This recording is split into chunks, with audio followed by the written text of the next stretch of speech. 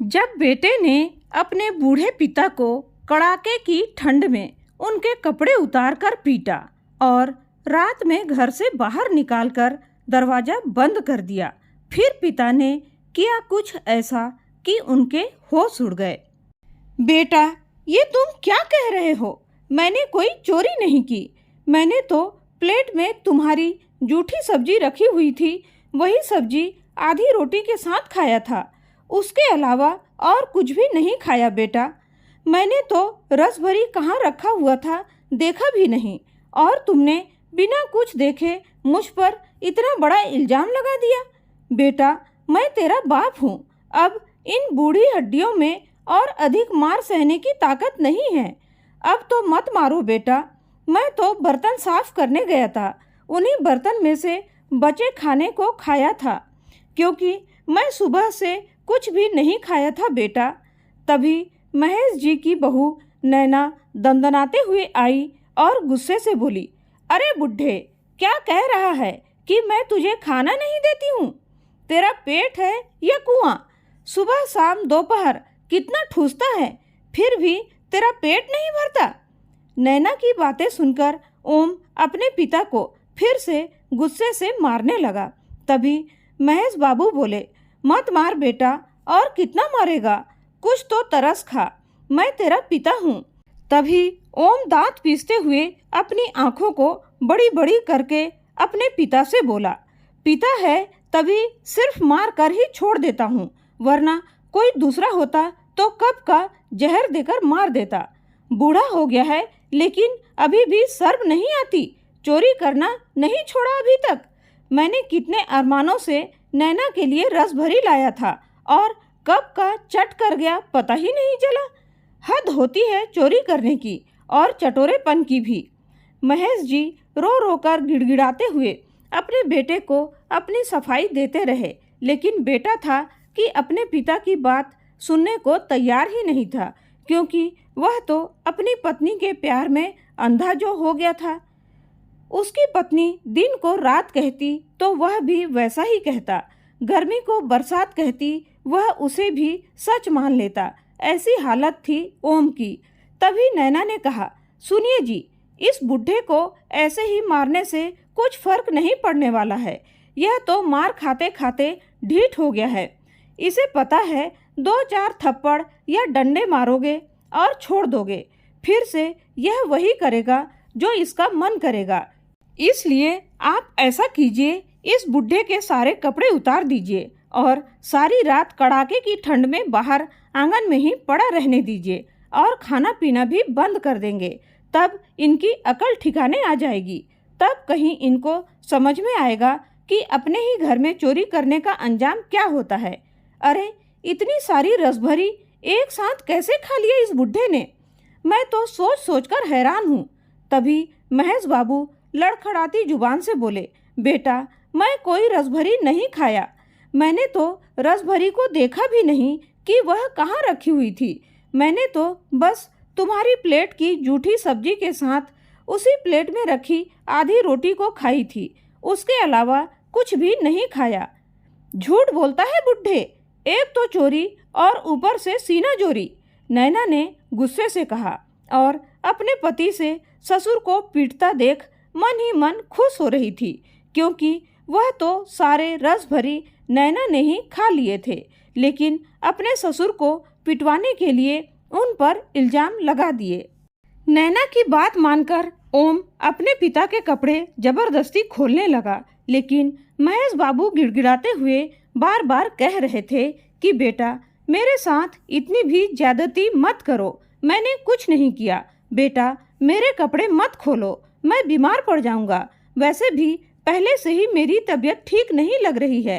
तभी ओम खिसियानी आवाज में बोला, बड़ी चिंता है खुद की, कभी अपने बेटे के बारे में सोचा है? इतनी उम्र हो गई है पर अभी भी इतना खाना खाता है, खा खा कर मुझे तो कंगाल ही कर देगा किसी दिन, और ऊपर से चोरी भी करता है। महेश बाबू बोले, नहीं बेटा, मुझे अपनी चिंता नहीं है। मैं तो हमेशा भगवान से यही प्रार्थना करता हूँ कि वह मुझे अपने पास बुला ले, लेकिन भगवान भी मेरी नहीं सुनता।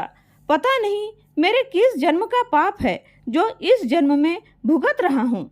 और मैं बीमार इसलिए भी नहीं पड़ना चाहता क्योंकि एक तो भगवान मेरी सुनते नहीं हैं और दूसरा बिना इलाज के मुझे बहुत तकलीफ होती है। महेश बाबू के इतना कहने की देरी थी कि ओम उन पर भड़कते हुए बोला, आप कहना क्या चाहते हैं? मैं आपका इलाज नहीं करवाता और करवाऊं भी क्यों? क्या इतना फालतू का पैसा है क्या मेरे पास में जो हमेशा आपका इलाज ही करवाता रहूं? आपके लिए तो यही सजा ठीक रहेगी। कहते हुए उसने महेश बाबू की कमीज उतार दी और उन्हें कड़ाके की ठंड में खुले आसमान के नीचे आंगन में बैठाकर घर का दरवाजा अंदर से बंद कर दिया। बेचारे महेश जी एक तो बुढ़ापे के कारण पहले से ही कांप रहे थे, ऊपर से कड़ाके की ठंडी हवा उनके बदन को और भी कपा रही थी। बेचारे कभी घर के एक कोने में जाकर बचने की कोशिश करते तो कभी आंगन में उगे पेड़ के नीचे जाकर छुपने की कोशिश करते, लेकिन ठंड इतनी जोरों की लग रही थी कि उन्हें कहीं भी राहत नहीं मिल रही थी। वे रोते रोते दरवाजा को पीट रहे थे और बोल रहे थे, बेटा अब कभी तुमसे बिना पूछे कुछ नहीं खाऊंगा। बहू, मुझे चाहे तो तुम 1 सप्ताह तक भूखे रख लेना, लेकिन अभी तो अंदर आने दो बेटा। ठंड बर्दाश्त नहीं हो रही है बेटा। ओम बेटा, दरवाज़ा खोल दो ना। बहू, ओ बहू, एक बार तो दरवाज़ा खोल दो, इस बूढ़े पर तो रहम करो। लेकिन महेश बाबू की बात उन दोनों ने नहीं सुनी। बेचारे मेन गेट खोलकर सड़क पर भागने लगे ताकि उन्हें कुछ गर्माहट महसूस हो, लेकिन बेचारा बूढ़ा शरीर कितना तेज भाग सकता था। दौड़ते दौड़ते उन्हें एक पेड़ के नीचे एक फटी हुई किसी की गंदी कमीज दिखी। उन्होंने उसे उठाया और उसे झाड़कर उसे ही पहन लिया। वह कमीज इतनी फटी हुई थी कि वह उनके बदन को भी सही से ढक नहीं पा रही थी। महेश बाबू उस कमीज को पहनकर देखे तो उनकी आंखों से झरझर आंसू बहने लगे। वे सुस्त होकर वहीं उसी पेड़ के नीचे बैठ गए और अपने अतीत में खो गए। ओम की माँ अपर्णा जी कई दिनों से बीमार थी। महेश बाबू ने उनका बहुत इलाज करवाया, लेकिन वे सफल नहीं हो पाए और एक दिन काल ने उन्हें अपना ग्रास बना ही लिया। ओम सबसे ज़्यादा अपनी माँ से ही जुड़ा था, जैसे सब बच्चे अपनी माँ से जुड़े होते हैं। माँ की मृत्यु हो जाने से उसके आंसू रुकने का नाम ही नहीं ले रहे थे। गांव के, परिवार के और रिश्तेदारी के लोगों ने महेश बाबू को समझाया कि ओम अभी बहुत छोटा है, उसे माँ की ज़रूरत है, इसलिए दूसरी शादी कर लो। लेकिन सौतेली माँ ओम को दुख न दे, यह सोचकर महेश बाबू ने दूसरी शादी नहीं की और अकेले ही उसे पालने का ठान लिया और पाला भी। पर किसे पता था कि महेश बाबू ने कभी किसी तीसरे को अपने बीच नहीं आने दिया। आज वही किसी तीसरे के लिए उन पर इतना अत्याचार करेगा। खैर, दोनों बाप बेटा अपनी जिंदगी में खुश थे, लेकिन ओम अपने पिता से खिंचा खिंचा सा रहने लगा था। अगर वे बीमार पड़ते तो ओम घर में कैद हो जाता, कहीं भी जाता तो महेश जी उसकी खबर लेते रहते। यह सब ओम को बिल्कुल भी पसंद नहीं आता था, इसलिए कभी कभी दोनों में इन्हीं बातों पर बहस भी हो जाया करती। फिर एक दिन ओम ने अपने पिता से कहा, पापा, अब मैं आपकी और इस घर की जिम्मेदारी अकेले नहीं उठा सकता, इसलिए मैं शादी करना चाहता हूँ और मैंने एक लड़की भी देख रखी है। आप क्या चाहते हैं? महेश बाबू खुश होकर बोले, यह तो बहुत अच्छी बात है बेटा, लेकिन तुम जिस लड़की से शादी करना चाहते हो, मैं उससे एक बार मिलना चाहता हूँ, देखना चाहता हूँ कि वह हमारे घर के लायक है कि भी नहीं। कितने सालों बाद इस घर में किसी औरत के कदम पड़ेंगे, हमारा घर फिर से स्वर्ग बन जाएगा, जैसे तुम्हारी माँ के रहते था। महेश बाबू ने कहा। तभी ओम ने कहा, पापा, हम कल ही कोर्ट मैरिज कर रहे हैं, उसके बाद वह यहीं आएगी, फिर जितनी मर्जी बात कर लीजिएगा। अभी मेल मिलाप करवाने का समय नहीं है मेरे पास। यह कहकर वहाँ से चला गया। अगले दिन ओम नैना को लेकर आ गया। महेश बाबू ने वह सारी रस्में निभाई जो एक सास निभाती है, जिस पर नैना खुश होने की बजाय व्यंग्यात्मक लहजे में बोली, वाह पापा जी, आपकी हरकतें देखकर तो लग रहा है कि मुझे यहाँ सासू माँ की कोई कमी महसूस ही नहीं होगी।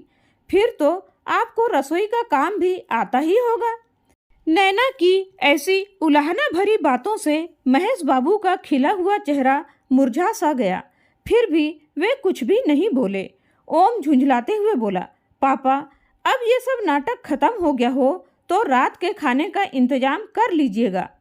अब नई बहू आते ही रसोई में तो नहीं जाएगी ना? ये क्या कह रहे हैं आप?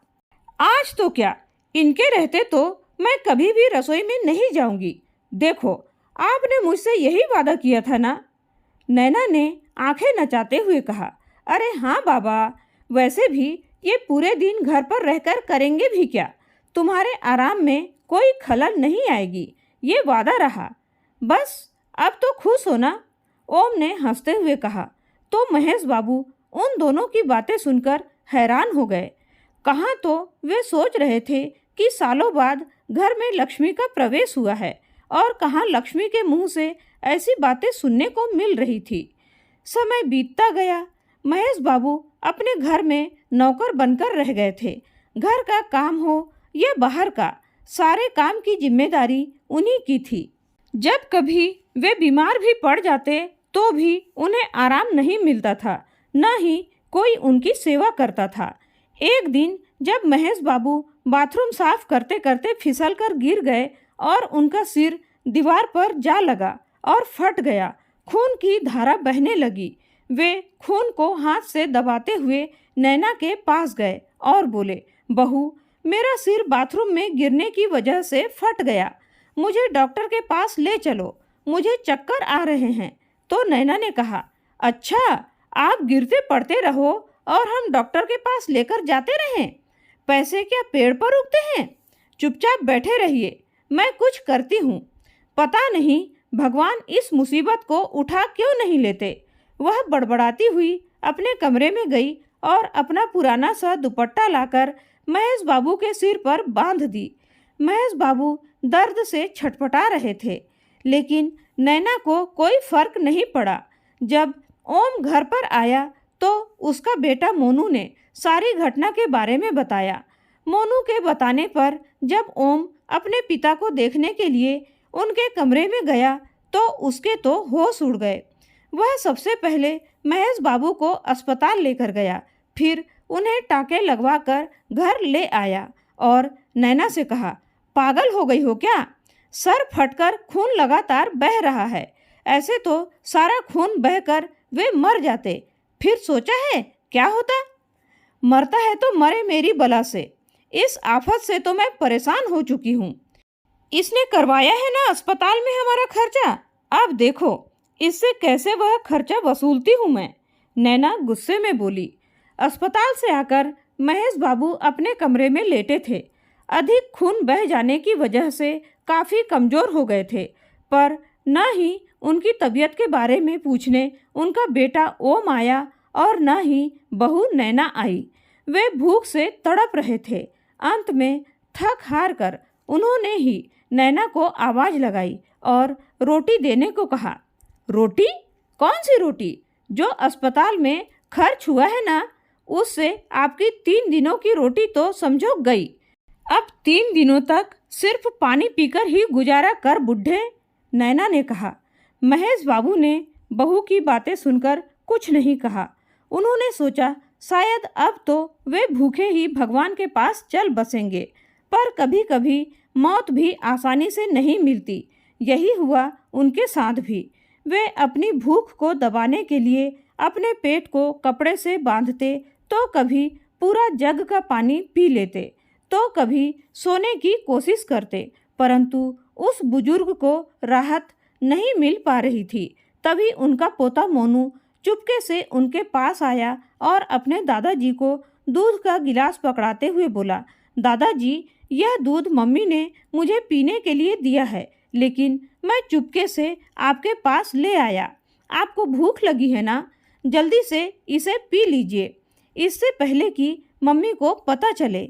मोनू के इस अपनापन भरे प्यार से महेश बाबू और भी भाव विभोर हो गए और अपने कांपते हुए हाथों से वह दूध का गिलास पकड़कर उसे पीने लगे। वे दूध को आधा गिराते और आधा पीते। जब गिलास का दूध खत्म हो गया तो वे जमीन पर गिरे हुए दूध को भी चाटने लगे। उनको ऐसा करता देख मोनू बोला, दादाजी, आपको जितने दिन की सजा मिली है ना, मैं इसी तरह आपको दूध लाकर दे दिया करूँगा, लेकिन आप ऐसे जमीन पर गिरे दूध को मत चाटिए, वरना फिर से बीमार हो जाओगे। बेटा, कहते हैं बच्चों की बातें भगवान जल्दी सुनते हैं।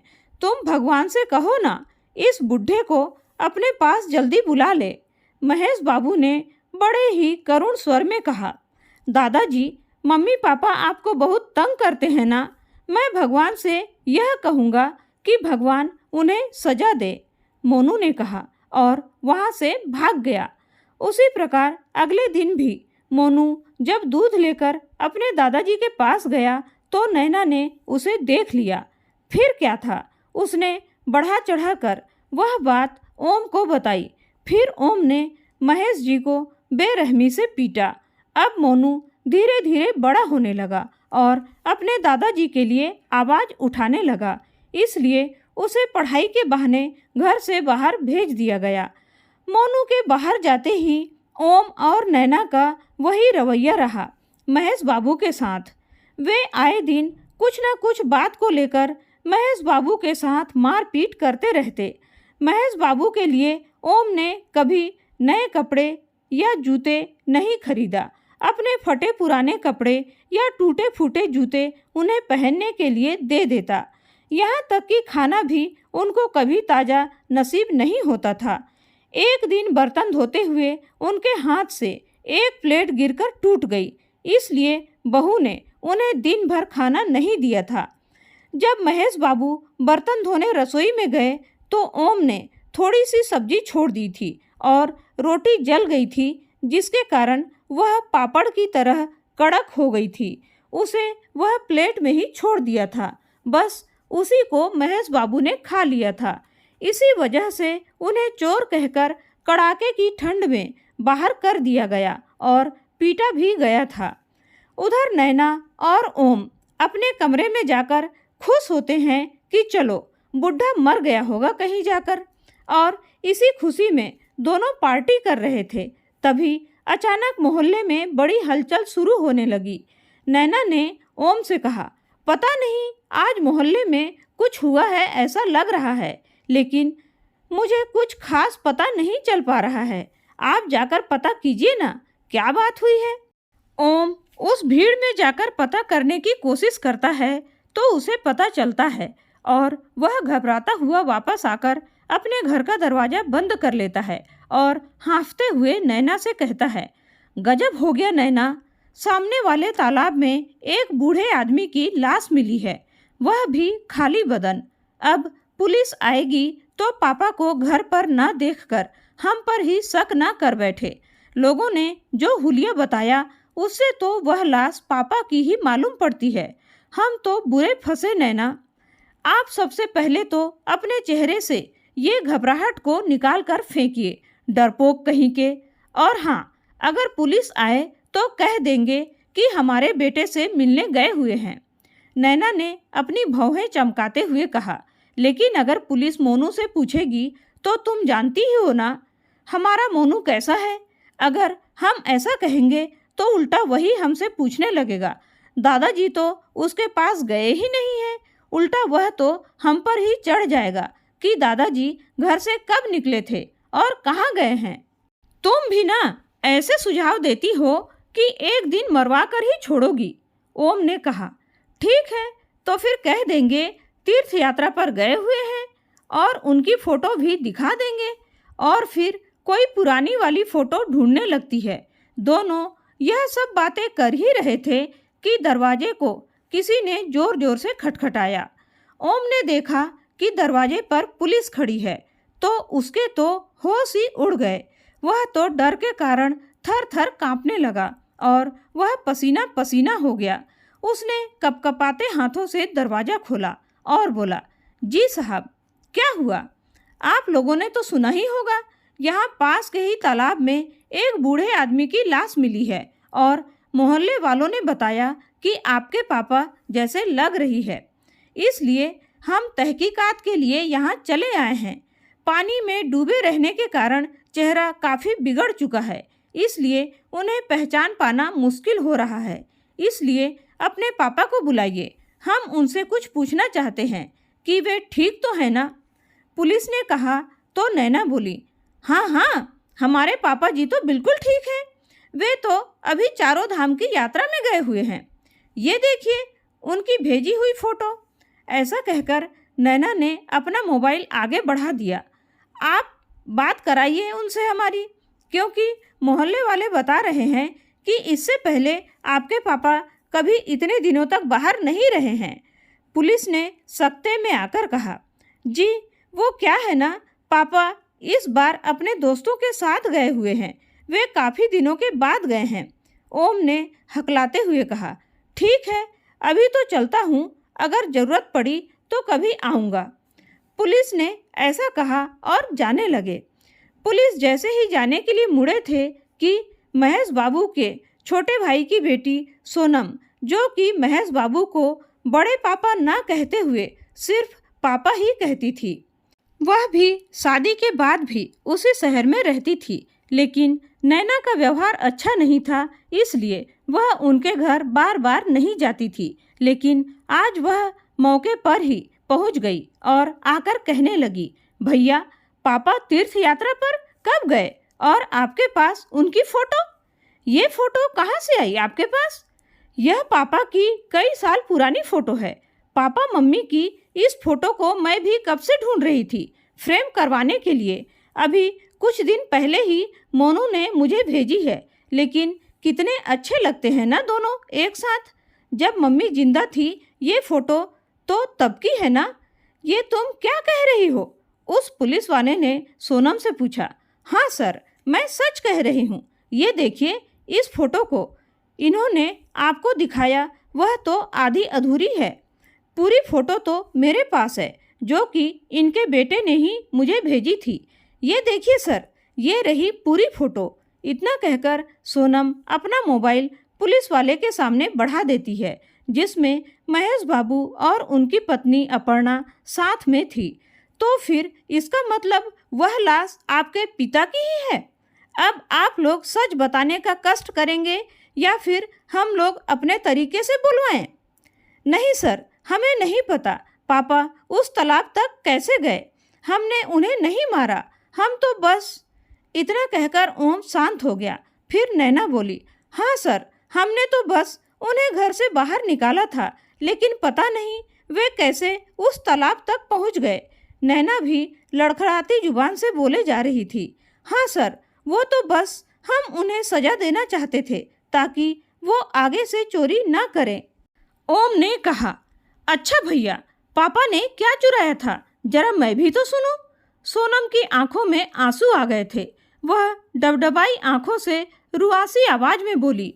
तभी कार से उतरकर महेश बाबू का पोता मोनू भी वहां आ धमका, जो कि पढ़ाई पूरी करके आजकल नौकरी भी करने लगा था।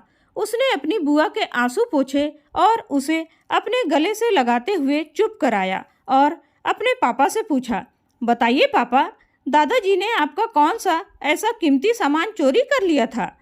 मोनू, तू चुप रह, तू कुछ नहीं जानता बेटा। तेरे दादाजी पागल हो गए थे।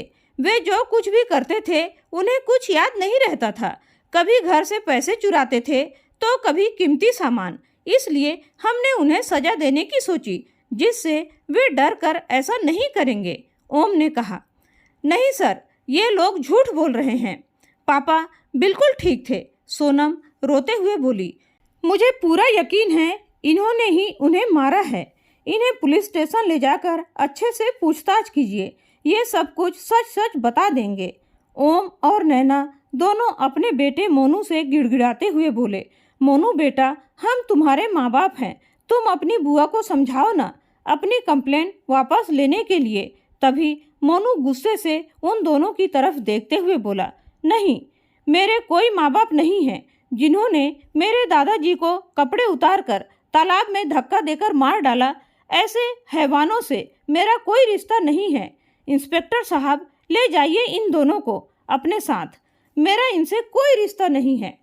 नहीं सर, हमने कुछ नहीं किया है, मैं सब सच बताती हूँ। ऐसा कहकर नैना उस दिन की सारी घटना सबके सामने बता देती है। मोनू ने आवाज़ लगाया, आ जाइए दादाजी। सोनम ने जाकर अपने बड़े पापा को हाथ पकड़कर अंदर लाया। महेश बाबू को जिंदा अपने सामने देखकर ओम और नैना के तो होश ही उड़ गए। आज ये पहले वाले गरीब दुखियारे महेश बाबू नहीं थे। ये तो सूट बूट पहने एक सेठ की तरह लग रहे थे। ऊपर से आंखों पर चमकदार चश्मा पहने हुए थे। अरे सर, आप यहाँ? उस पुलिस वाले ने पूछा। आप तो वही हैं ना जो कल वृद्धाश्रम का उद्घाटन करने आए थे और 50 लाख की धनराशि दान भी दी थी।